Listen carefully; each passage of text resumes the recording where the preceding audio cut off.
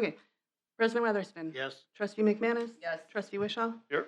Trustee Stillman. Here. Trustee Martin. Yes. Trustee Lambrecht. Here. Trustee Pierce. Here. Approval of the minutes from committee of the whole June 24. I make a motion to approve the minutes of June 24th, 2025. Thank you, Nance. Have a second.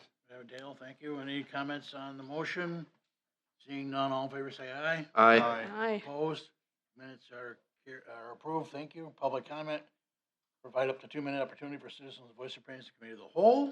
Committee of the whole cannot respond as it may conflict with open meeting requirements. I see no activity there. Thank you. Holly? Mr. President, make a motion to move 6A up to the top of our agenda. As he's here. 6A. 6A. Can we have a second on that, please? Second. All in favor of moving that up, say aye. Aye. Opposed? It is moved up. Operator's license application review. Madam Clerk, did you want to comment on that? Yes. So we had an application for an operator license, and on the application, it was checked that no convictions were had, but one did come up in background check. I also noticed that last year he did apply, and then we did invite him to come to the board, but he couldn't make it to the meeting, so then that license was denied. We do not have a policy on any length of time after denial that you have to wait to reapply. They did check the ordinances for that. There is no time limit. So he's here tonight if you want to. Do you feel that his application was in error? I think that happens pretty often, that people don't realize what counts, what they should be reporting. And some applications say specifically regarding this licensing activity, some say any. So Okay. that's really up to you. Holly? It says it would. It says that you wrote in here that you were denied. It was denied for the same reason last time. Is it because you checked no again? Yeah. Okay. Can you just explain why you checked no when it says any misdemeanor? Yeah, so I wasn't aware about the misdemeanor. It happened when I was really young, and I was under the impression that it wasn't under it because at one point too, I had a background check when I was becoming a manager at Foot Locker and Southbridge Mall, whatever. And with that, they have a background check there as well, but it didn't come up. But I'm assuming because of the tobacco, sell tobacco and sell alcohol, that's probably why it came up with the THC possession. So that is my fault. I live in Milwaukee, and I live with my family. They're not really the best with mail, and I didn't get the message. I wasn't even aware that this happened last year, so that is my fault. I should have been more attentive on that. But once I got a call this time around, obviously, I'm here for that today. And yeah, I didn't know it was a misdemeanor. I was under the impression that once I had all my lawyers and all that, all the court days I had, that it was a completely expunged off my record. So that's my fault. I guess I should have been more aware about that again, but that's all I can say. Thank you. Yeah. I would say it was when you were really young though, because it was only 2.5 years ago. I mean, Well, he's still really young. You were really young. I mean, it happened like 4th of July. I feel like in 2019. I don't know. I mean, I feel like I lived a lot of life since then, but yeah, no. Okay. I'll second. We have a motion to approve his license and a second. Any discussion on that motion? No, but thank you for coming down Yeah. personally. All in favor, say aye. Aye. Opposed? Thank you for being here. And thank you for waiting us out. Yeah. No Well, problem. I appreciate it. Thank you guys again. Am I good to go though? Yeah. Well, You only gotta sit and wait. I might take a nap too, but y'all have a good one. God bless. I'll mail your license tomorrow. Thank you so much. You're welcome. Thanks again for coming in. Oh, yeah. Okay, we're gonna go back to 5A, Plan Commission. Nancy? I have nothing. Peter, do you have anything? It's a silent committee at the moment. Okay, Parks and Rec Advisory Committee, Holly? I do actually have some stuff. Oh, all right, tell us. So Ryan and I went to the Business Association meeting this morning, and we presented Nancy and Lori, who's at the vet, invited us. And it was a really good meeting. Ryan, we had Kringle and coffee. But anyway, we spoke with the businesses. We were kind of made aware of how people really don't know about our park back here, Crawford Park. A lot of the businesses didn't even know the park existed. So we spoke with them, we updated them about all the great things that we have come into the park, and then we also talked with them about the need for community buy-in financially and community and business buy-in financially. So we kind of got some ideas going on fundraising efforts when it comes to actually producing like a new playground and amenities for the park. And then the other thing that happened out of the actual Park and Rec meeting today was that we worked on what we're going to expect for a capital improvement request on behalf of Ryan to the board for the budget season for next year. And I think the one other thing that came out of the meeting this morning was saying that either you or Ryan or together will put together a piece that Lori's going to send out to the entire list of the community business speaking on members your who behalf? are on there. But yes, so that did come out, and Ryan and I are working on that. Which means Ryan's working on that. Yeah. Holly will talk about it, but Ryan will work on it. I got no skin in that part. All right, Mr. Wishaw, utility district? Very quickly, I've mentioned in the past, the utility district, our issue with exceedances, that we've been sending too much sewage to the Racine wastewater treatment plant. So one of the resolutions was obviously attenuation basin, and we're also working on something that came up with our meeting last week, which is how to test, how to verify the veracity, I guess, of private home sewer laterals. So we reviewed a potential ordinance last week. We've sent it back to Tony with some corrections. We'll have Elaine review it, bring it back to our meeting next month, and eventually, hopefully bring it to this committee for consideration. Thank you, Lee. Lee, that's because. This is not open discussion, this is committee reports. Well, I'm gonna ask anyway. Where the infiltration happens, Yes, that's why. yes. Thank you. Fran, visit Racine County. Yeah, I didn't know until very late in the day today that. I didn't know until very late in the day that the issue that came up in the closed meeting had been dealt with in a different way. So I spent a lot of time looking at potential remedies under that topic. But, so I would have had more numbers for Visit Racine County, but I do want to tell you that the tourism is up under the current leadership of Visit Racine County substantially over what it was before. Tourism in Racine County is doing really well, and Visit Racine County is flourishing under Carrie Grieving, and I'm happy to report that. And Carrie's going to come later this month, I believe, and make a report to the board, right? The 22nd. Thank you, Fran. Other committees, it's me, I have nothing to report. Item 6B, update on code enforcement, who wants to end? Pete, did you want to pontificate? Yes, unfortunately, I was on vacation and I forgot to get you guys that handout, so I apologize for Okay. that. Emailed it to them. Oh, did you? Yeah, we have it. Okay, so Natalia was able to get that to you. Oh, good, because I was like, oh, no. I thought I had it set up. Good, I'm glad you got that. The list of property maintenance is on that list before you tonight. Didn't want to include that in the packet as to have that out in the public realm on the internet.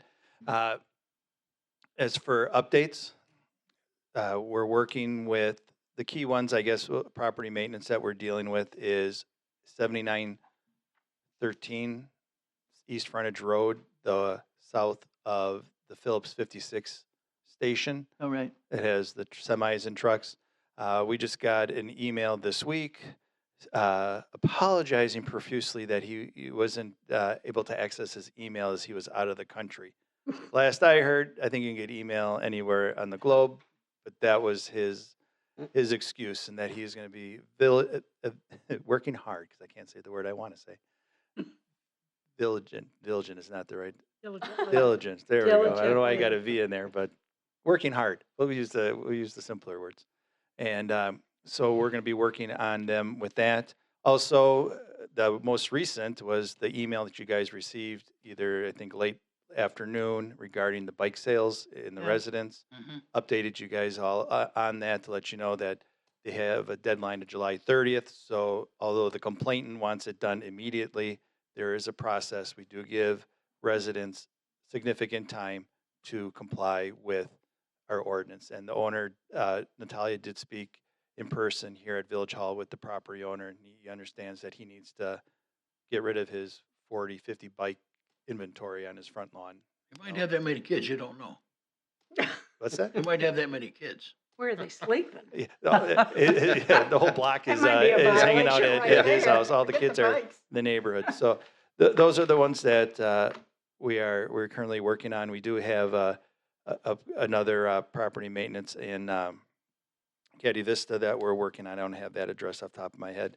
But if you have any questions on that list that you would like me to speak on, I can do that.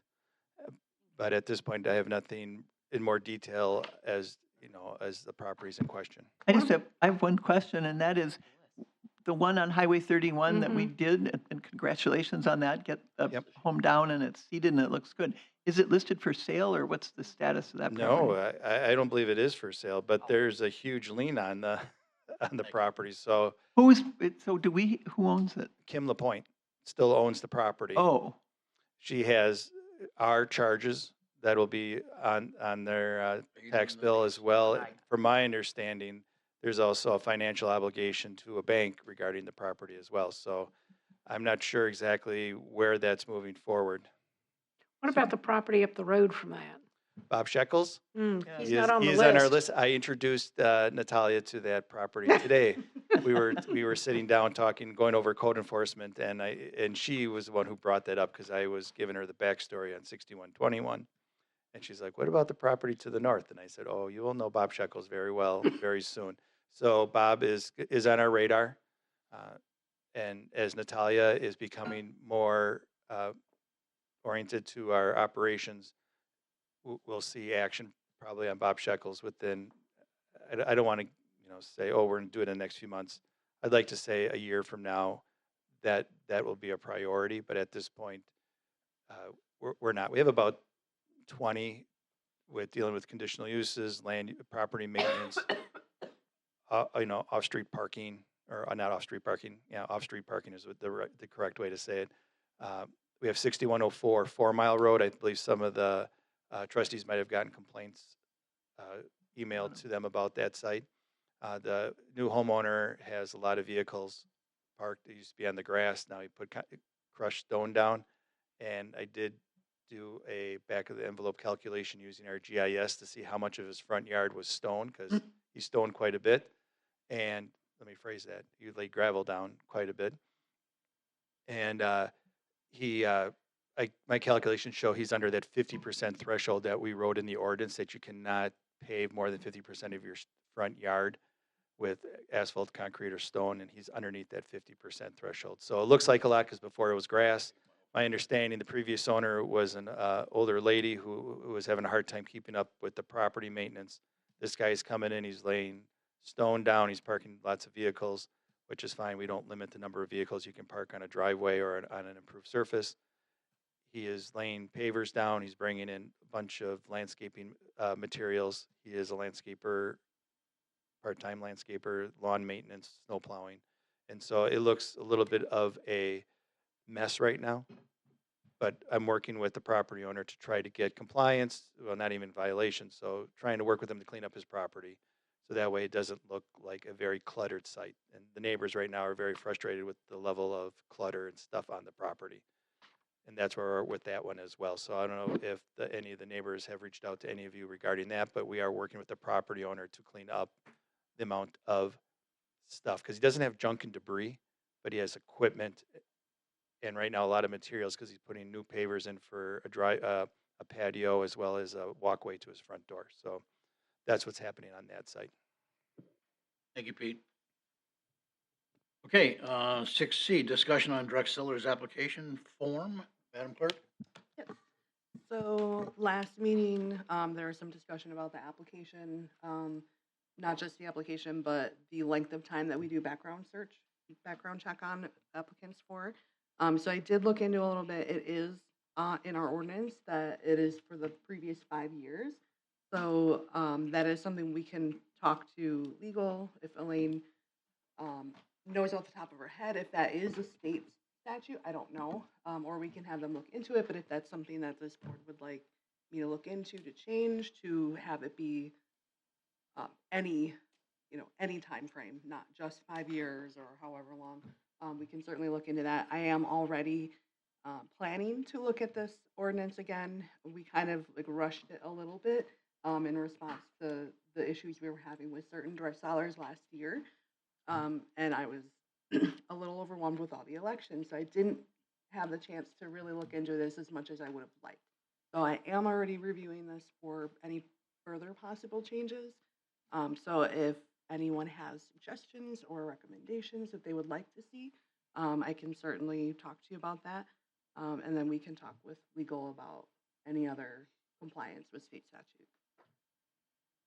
Nancy? I think, I know I've had a conversation with Todd about it, because when I sat down and actually read the new ordinance that we did, it really doesn't have much teeth in it. We were trying to skirt through some things, so it doesn't really give us the ability to fully pull somebody. So I think that's one of the reasons we wanted to look at it and see if we could get the teeth in there to actually be able to do something when the problems arise.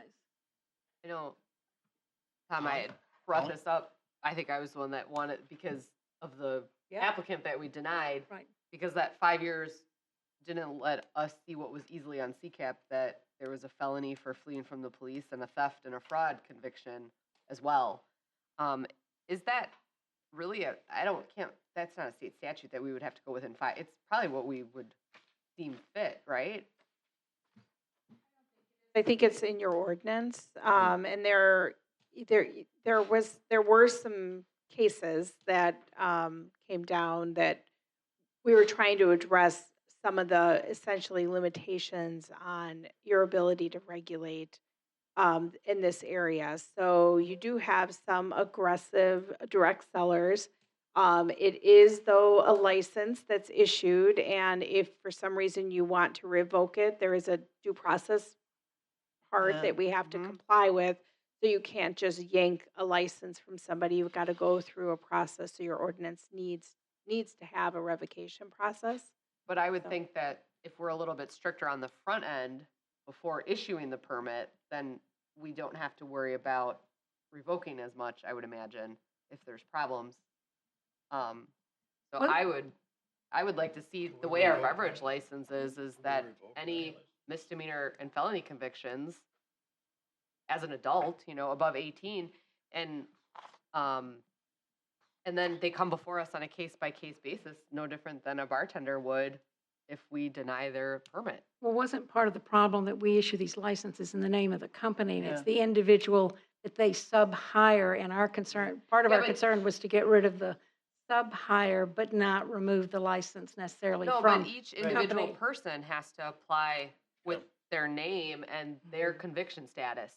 Now, So, not so much the business, but So which do we owe the due We need process to? you have to take care when you're considering those convictions, because they have to substantially relate to the license activity. So, you need to have an evaluation of them. It's not just, you can't say you had a shoplifting theft 10 years ago and Right. therefore we're not going to give you this license. So you have to look at it critically. I think that's misdemeanor versus felony versus ordinance. So, What? but I think these people are coming up our driveways. They're taking our credit cards on a tablet, and they're doing all these things. I want to know. I don't care if it was 5 years ago or 7 years ago. If you've been convicted of fraud, I want to know that. And I think that it's also arbitrary for someone to say, well, I don't know if fraud really has to do with, or fleeing from the police in a stolen car has to do with selling windows. I'm not really sure. So I think we need to change. This has to be changed to address these people that are standing on people's front porches. I think what Elaine is saying, though, is that there are constraints on our ability to do that. I don't know whether you can't discriminate against people in employment based on their conviction record unless it substantially relates to what they're doing. So that constrains, I think that's what you're saying. And a lot of We these. can't simply blanketly say, Right. But then Correct, it gets and these explained. laws are very similar to the employment ones. It's actually employment and licensing. oh, So a okay. lot of these discrimination restrictions are the same for licensing. So you're right, we cannot just pick and choose. Well, no, but they willy-nilly. still have to disclose them, is what I'm saying. Correct, they would have to disclose. That's what I'm asking for, Yes, is The disclosure. disclosure on the application is much easier to do than to actually deny a license based on something. It's probably just as difficult to deny a license as it is to revoke one based on just criminal But record. but disclosure, I think, is But- a first step Yes, forward. I agree. Right, but I think But on you're the, opening the door, I think, if you extend the period within which they have to have disclosed something 10 years ago, you're opening the door, I think, to a complaint against discrimination. Because if somebody did something 10 years ago and nothing in the interim, and you're saying, we're not giving you that license because we don't like what you did 10 years ago, I think we've opened a door. But how is uh, that any different than our complaint. beverage license? Our beverage license literally reads, have you been convicted of any misdemeanor or felony? Right. Why It- can't we mimic So there are that? there are two different, I think you can, but there are two different pieces. So one is asking the question, and the language that's in the ordinance was lifted and put into the application. So the question on the application should ask, have you been convicted? Yes. The ability to deny under the ordinance is that if the applicant was convicted of a crime, statutory violation or ordinance violation within the last 5 years, the nature of which is substantially related to the licensing activity. So that's the inquiry under the ordinance, we but can the change that. application can ask the question. And can It we shouldn't- change that inquiry though too? We'll look at that and whether, I don't know where that 5 years came from. That might have been part of the recent case that came down from a federal court addressing it. Tim from my office worked, so he's more familiar with this ordinance, but we'll look at that. But I think that's a provision in the ordinance, not by statute. Yeah. So Nancy, that's, Nancy, did you have a comment? yeah, I think my only comment was, I think part of when we went through this discussion before was on the other end of it, and it was the aggressive actions of the Right. person on the doorstep, not the pre-side, because were having situations where the police were getting called for behavior on somebody's doorstep. It didn't, they didn't have any conviction or anything beforehand. So what we were looking at, and that's what I think we talked about, seeing if we could enhance that piece in any way that when that happens, it gets reported either through the police, through Jen or something like that, we have some teeth to be able to remove that person at that point or bring it quickly forward. Or to think deny that the is- license the next year if that same person I comes. think Let's say that is somebody's got already- 5 complaints about aggressive tactics. Could we use that as a basis for denying the next year's license? We could look into That was the whether issue. we could write that into the ordinances as a criteria to not grant a license. But the ordinance does have a revocation of registration process where if somebody is, Yeah. has engaged in those kinds of tactics, there would need to be a complaint sworn out against that person. They would need to be offered the opportunity for a hearing, and given notice of that at least 72 hours prior to the time of hearing. So the ordinance does have a process, but we could look at whether there would be, if you had so many complaints, like almost like a demerit point system, that then maybe that would be a basis to not approve the license. That These would be helpful. licenses are different from like the protections that are offered by statute via renewals of liquor license, and you've heard that term before. So there are different kinds of rights that are associated with the liquor license that aren't necessarily associated with the renewal of a direct seller's license. So we put a lot of time on this and I think our clerk is going to revise that form and bring it back to us at some time. Is that correct? All right, so let's keep this as an open discussion. So 6D, suggested items for the future meetings. Does anybody have anything they'd like to discuss? So the Parks Committee, we chatted about, having, at the next committee of the whole, is kind of doing a Crawford Park update for the board. And kind of getting your feeling on, obviously, we already have our amount this year for the budget that we're going to be asking for. And I think that would be a little bit of a presentation for you guys, which you can expect to see. Not a presentation, I'm sorry, no PowerPoints, no nothing, more of a discussion, okay, with your board and, you know. But also what is palatable, say this word for me. Palatable for this board as far as what our expectations are, because we are kind of ahead of this master plan schedule and we'd actually like to get going. And so with this park, because I think we're really on track and it's turning out to be a great park. And so just a update on the master plan, on how well we're doing and new updates, and then what a budget discussion, I guess, would be the. Okay. So you want to have time for your committee to make a presentation, or? We're not you, doing a or- formal presentation, All just right. Do you a want discussion. this separate from your regular park update? Yeah.